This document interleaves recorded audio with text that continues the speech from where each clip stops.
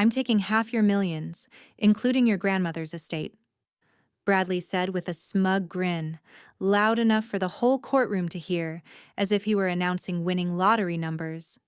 His confidence made my stomach twist, but I kept myself steady at the defendant's table. "My name is Judith Crawford. I'm 45 years old and never, not even for a moment, did I think I'd end up in a divorce courtroom in Nashville, Tennessee, watching the man I'd been married to for 5 years try to take everything I spent my entire life building." Bradley sat across from me with his lawyer, looking so sure of himself it was infuriating. He wore an expensive suit, one I had paid for naturally, perfectly pressed, and his blonde hair was slicked back in that style that once felt charming but now made me feel sick. "Your Honor," Bradley's attorney said, standing confidently, "my client is entitled to half of all marital assets, including the large inheritance Mrs. Crawford received during their marriage." His lawyer's briefcase was overflowing with documents, every single one laying out Bradley's plan to walk out with my grandmother's hard-earned money. People in the courtroom leaned in, clearly hooked on the drama and expecting a huge payout. I could almost see them calculating numbers in their minds, guessing how much Bradley thought he'd cash in on. Even a few reporters had shown up, pulled in by rumors of a multi-million-dollar divorce involving a well-known businesswoman in Nashville. Judge Richardson, a strict woman in her 60s with steel gray hair, looked through the initial paperwork with a calm, unreadable face. She'd handled family court for more than 20 years, and I was sure she'd dealt with every kind of tactic imaginable. But something deep down told me she wasn't prepared for what I was about to bring forward. Bradley turned just enough to give me a smile he clearly believed looked triumphant. The nerve of it made my blood heat. This was the same man who used to bring me coffee in bed, who once swore he loved me for who I was, not for what I owned. 5 years of marriage, and now I could finally see the truth. The entire thing had been a lie. The courtroom felt heavy, almost suffocating, with its dark wood walls and the tense silence that always comes with legal battles. In the distance, through the closed windows, I could faintly hear Nashville traffic. Horns, engines, everyday life continuing as if nothing was happening. Meanwhile, my entire world was being pulled apart in front of complete strangers. I tightened my grip on my purse, feeling the envelope inside, the one thing that would change everything about this case. "Mrs. Crawford," Judge Richardson said, looking directly at me, "do you have any response to these claims?" I rose slowly, my pulse racing, but my determination stronger than it had ever been. This was the moment I had been preparing for. The moment Bradley's greed would finally come back to haunt him. "Your Honor," I said, steadying my voice, "there is something the court needs to see." When I think back now, I realize the warning signs were there long before today. Bradley walked into my life at a time when I was emotionally fragile. I had just turned 40, and although my consulting company, Brightvale Analytics, was doing fairly well, my days were filled with work, not romance. My grandmother had been the closest person to me until she passed away 3 years before Bradley and I met. I was still mourning her loss when he showed up at a business conference in Memphis. He was warm, attentive, and acted genuinely interested in the work I did, helping small businesses improve their operations. At the time, I mistook his charm for sincerity. I had no idea what his true intentions really were. "You're brilliant," he used to say, while watching me go through financial reports. "I've never met anyone who understands numbers like you do." Back then, I thought he admired my intelligence. Now I know he was sizing up my net worth. From the beginning, our relationship moved fast. Fancy dinners, weekend trips, and surprises that always seemed a little too extravagant. Bradley worked as a sales manager for a pharmaceutical company, yet he somehow always had the money for luxury dates. "I believe in investing in the people I care about," he would say whenever I questioned how much he was spending. I took it as sweetness, not realizing he was already calculating his long-term return. When Bradley proposed just 8 months into our relationship, I hesitated. My grandmother had warned me many times about men who rush things, but Bradley didn't back down. "Life's too short to wait," he insisted. "I know what I want, and I want you." His proposal was over the top. A private dinner on a riverboat, a quartet playing our favorite songs, candlelight flickering off the water. The ring itself looked like it cost more than his yearly salary, but at the time, I didn't stop to question it. My attorney, Patricia Holbrook, strongly recommended a prenuptial agreement. "Any successful businesswoman needs protection," she told me. "It's not romantic, but it's necessary." I felt uncomfortable even mentioning it to Bradley. I didn't want him thinking I didn't trust him or that money mattered more to me than our relationship. But Bradley's reaction shocked me. He laughed, waved his hand casually, and said, "Of course, darling. Whatever makes you feel secure. I'm not marrying you for your money. I'm marrying you for you." He signed the prenup without reading a single line, joking that love shouldn't come with fine print. His relaxed attitude made me believe I was overthinking everything. "It's just a romantic formality," he said, as he scribbled his signature confidently, almost like he was signing a vow, only with added legal terms. I remember feeling relieved afterward, grateful that he seemed so supportive and understanding. Patricia had drafted a he-sha, solid agreement that protected all my current assets, as well as any future inheritance or business growth. At the time, I had no idea just how important that document would become. "Your grandmother's estate will eventually come to you," Patricia had reminded me. "This ensures it stays in your family where it belongs." Back then, I thought she was being overly cautious. Now I knew she had been absolutely prescient. The real shock came 18 months into our marriage when I got the call about my grandmother's estate. She had left me everything: her home, her investments, her rare book collection, and $2.8 million in carefully managed funds. It was far beyond anything I ever expected, and it changed my financial life immediately. Bradley's reaction should have told me everything, but I didn't recognize the signs at the time. His eyes practically sparkled when I told him the amount. $2.8 million?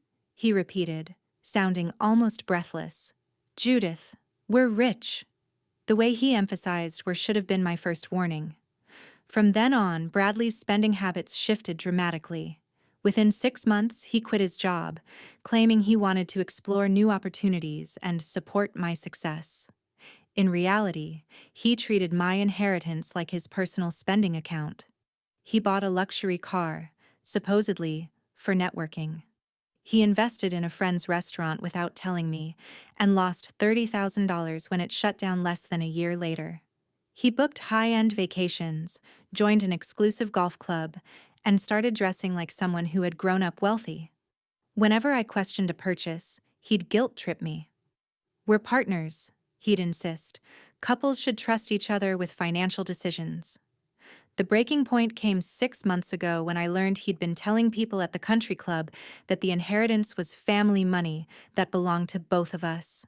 He had even started introducing himself as an investor and entrepreneur, conveniently forgetting that every dollar he spent came from my grandmother's lifetime of careful planning. When I confronted him about the lies and his reckless spending, Bradley's mask finally slipped. He turned defensive, then nasty. "You act like it's some secret that I married up," he snapped. "Everyone knows you needed someone like me to show you how to live. Before me, you were just a lonely workaholic with no social life." His words cut deep because there was a tiny bit of truth in them. I had been lonely, and yes, Bradley brought excitement and companionship. But in that moment, I realized he had built our entire relationship on manipulation, slowly positioning himself as my rescuer while plotting to claim everything I inherited.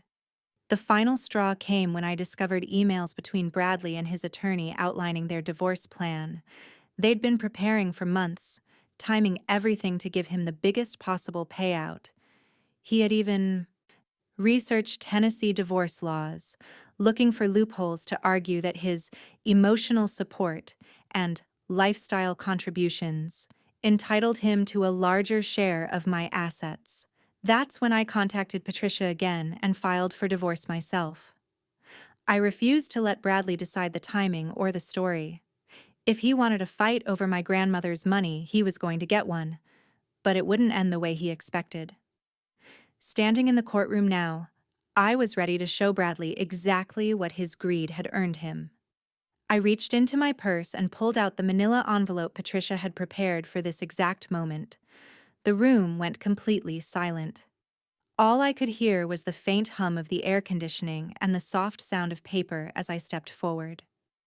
Bradley's confidence slipped for the first time as he watched me walk toward the judge. "Your Honor," I said, my voice steady and firm, "I believe the court needs to review this document before we move forward with any discussion about dividing assets." Judge Richardson extended her hand and accepted the envelope. "And what is the nature of this document, Mrs. Crawford?" "It's a prenuptial agreement, Your Honor. One my husband signed before our marriage 5 years ago." The atmosphere in the courtroom shifted instantly. You could almost feel the shock ripple across the room. Bradley's attorney, a thin, sharp-faced man named Gerald Weston, jumped up from his seat like he'd been electrocuted. "Your Honor, we were not informed of any prenuptial agreement. This is highly irregular." "Sit down, Mr. Weston," Judge Richardson ordered, already breaking the seal on the envelope. "I will review the documents and determine their validity." I returned to my seat without taking my eyes off Bradley. In less than 30 seconds, his expression had changed from arrogant to confused, to flat-out terrified. He was whispering urgently to his lawyer, pointing toward the judge with frantic motions. I could hear bits and pieces of his panicked muttering, "She never mentioned, how is this possible?" Beside me, Patricia Holbrook remained calm and collected, her posture steady, her expression confident. She had spent months preparing for this moment, making sure every detail was perfect. "Just watch," she whispered with a small, satisfied smile. Judge Richardson took her time with every page, reading slowly and carefully. She was a meticulous judge, and fortunately for me, Patricia had crafted the agreement with the same level of detail 5 years earlier. Every line was precise: what assets were protected, which debts stayed separate, and most importantly, how any future inheritance would be treated. After several minutes, Judge Richardson finally looked up. "This appears to be a properly executed prenuptial agreement," she announced, "dated 6 weeks before the marriage, witnessed by 2 notaries, and signed by both parties." Bradley's attorney looked like he wanted the floor to swallow him whole. I realized then that Gerald Weston had filed an entire divorce case without doing the bare minimum. He'd assumed, just like Bradley, that this marriage was going to be an easy money grab. "Your Honor!" Bradley suddenly scrambled to his feet, his voice cracking. "I need to see that document. I don't remember signing anything like that." The judge raised her eyebrows at his outburst. "Mr. Crawford, stay seated and allow your attorney to speak on your behalf."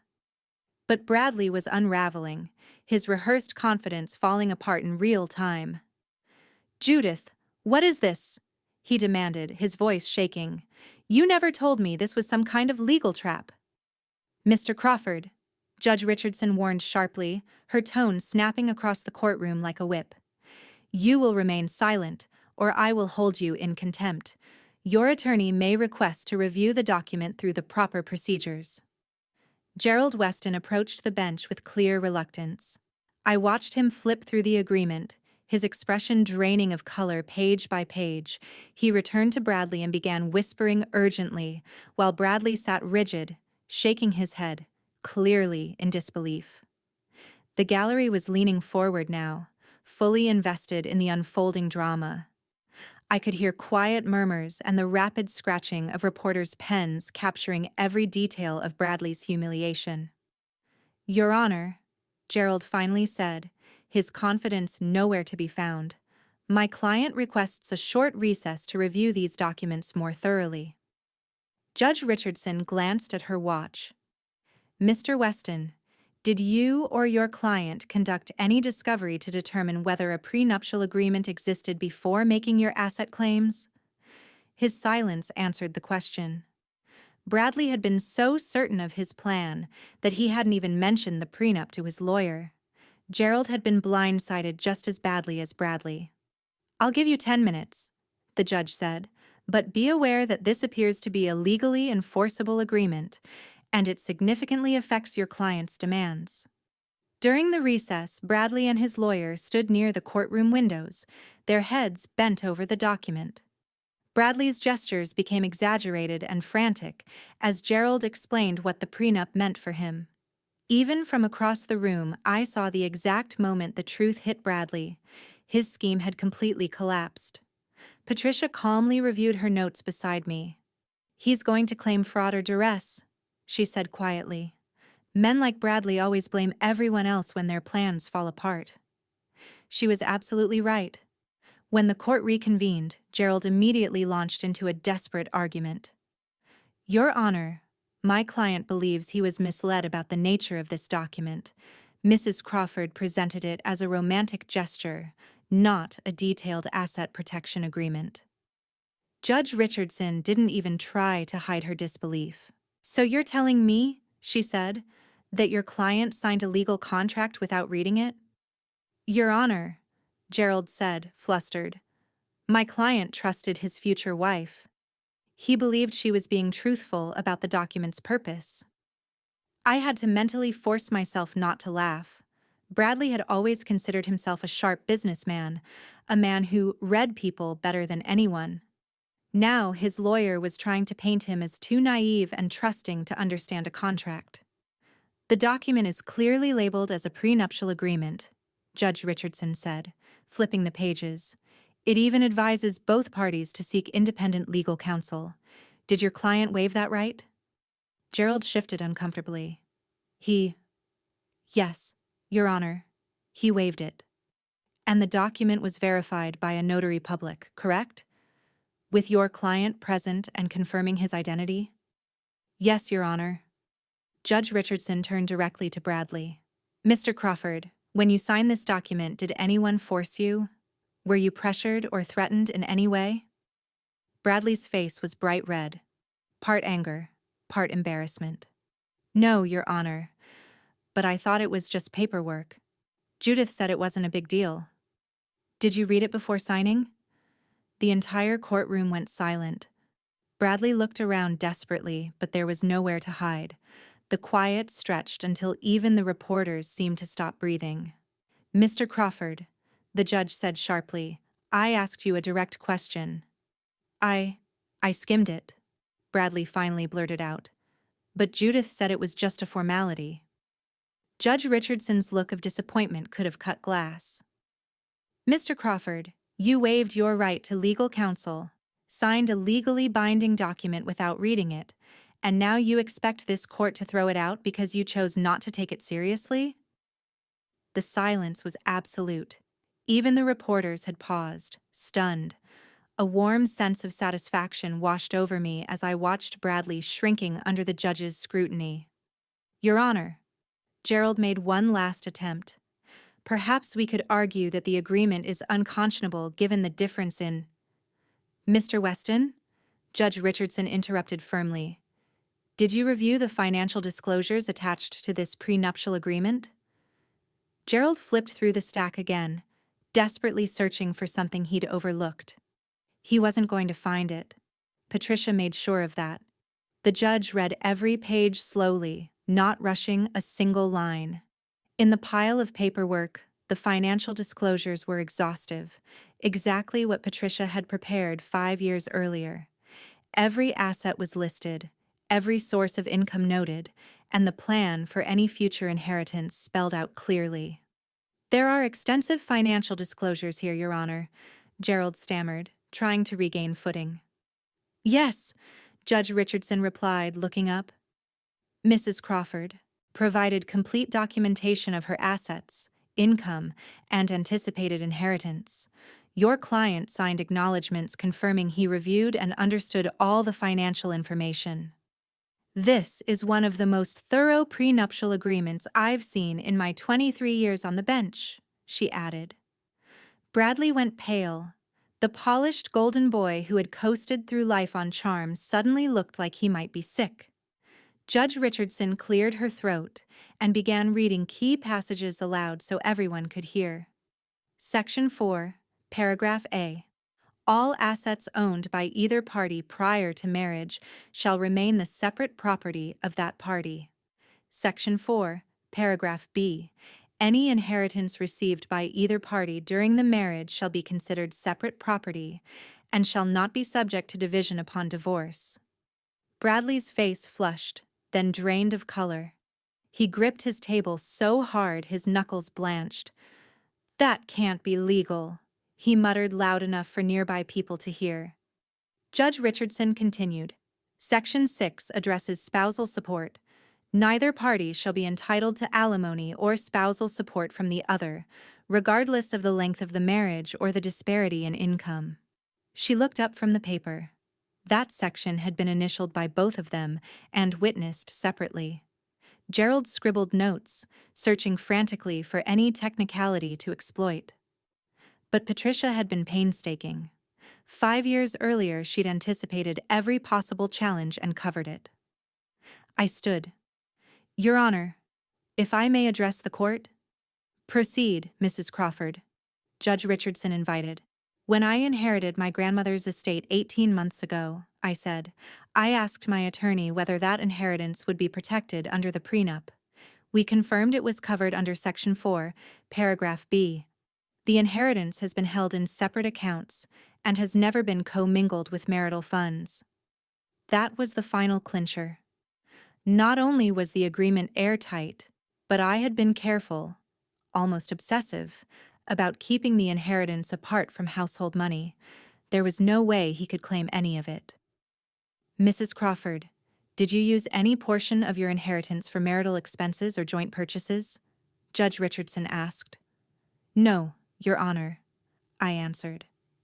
I continued to use my regular income for household costs.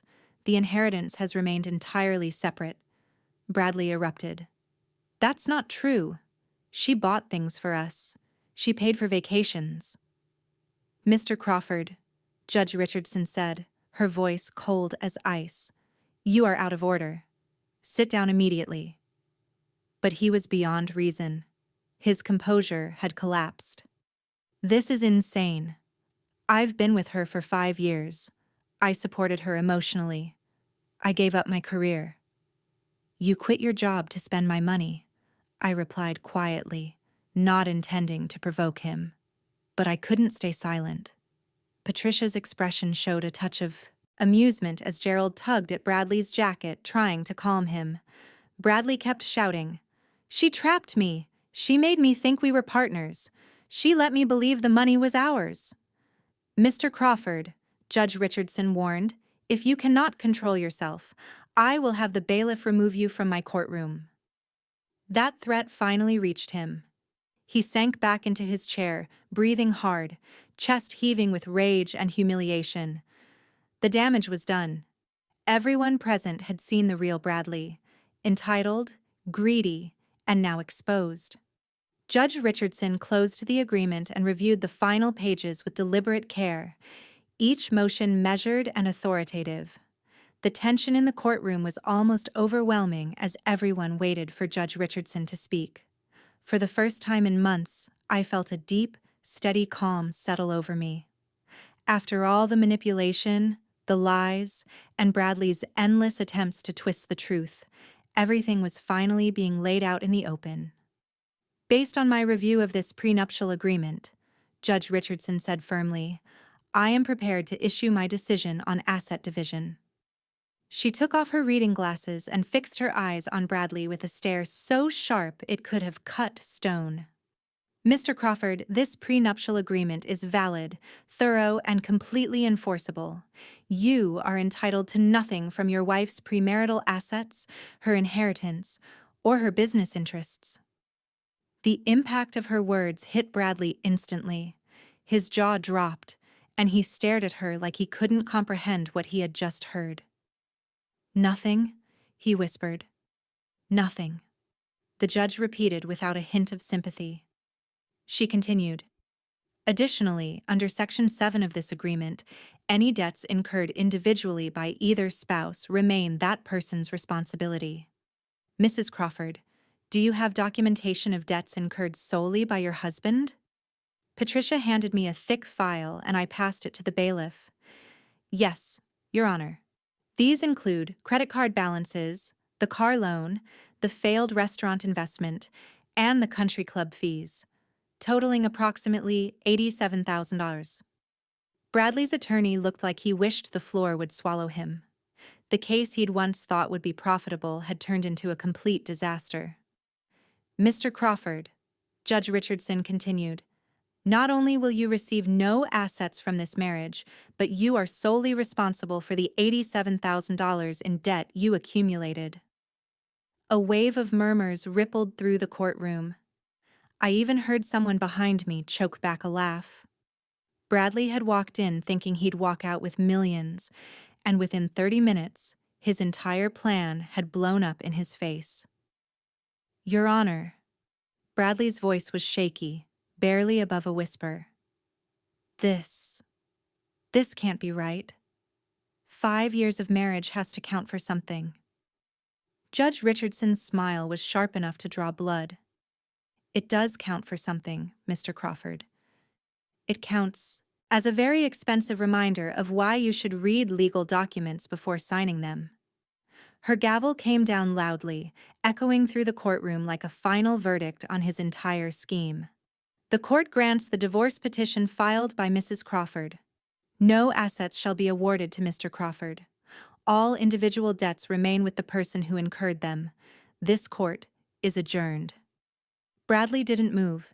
He just sat there, hollow-eyed as the reality of what had happened slowly sank in. He had spent 5 years setting himself up for this moment, only to discover that his entire plan had been doomed the day he carelessly signed the prenup without reading it. People started gathering their things and heading toward the door, but I stayed in my seat for a moment longer, watching the pieces of Bradley's world fall apart. Gerald Weston was already shoving papers into his briefcase, clearly desperate to distance himself from this professional disaster. Several reporters rushed toward me the moment I stepped into the aisle, but Patricia was quicker. With the smooth authority of someone who had handled high-profile cases for years, she positioned herself between me and their microphones. "Mrs. Crawford has no comment at this time." I appreciated her more in that moment than ever. "Judith." Bradley's voice cracked behind me. I stopped and turned. He looked desperate, pale, and utterly shaken, a man watching his own life collapse brick by brick. "We need to talk about this," he pleaded. "This isn't over." I met his eyes one final time. "Bradley, it ended the moment you chose my money over loving me. The prenup didn't destroy your plan. Your greed did." His expression folded in on itself as the truth finally settled over him. No inheritance, no assets, $87,000 in debt, years of consequences he had brought entirely on himself. The smooth-talking charmer who'd coasted through life on manipulation had finally run into a wall he couldn't sweet-talk his way around. Patricia and I walked toward the double doors, and with each step, I felt a heaviness lift from my shoulders. For the first time in months, my breathing felt easy. The nightmare was done, and the world had seen exactly who Bradley was. Justice doesn't always wear a dramatic mask. Sometimes it simply reveals the truth where everyone can see it. Bradley's downfall didn't stop at the courtroom doors. Over the next few months, his life unraveled completely. The $87,000 in debt pushed him into bankruptcy in 6 months, crushing his credit and stripping him of the lifestyle he'd once flaunted.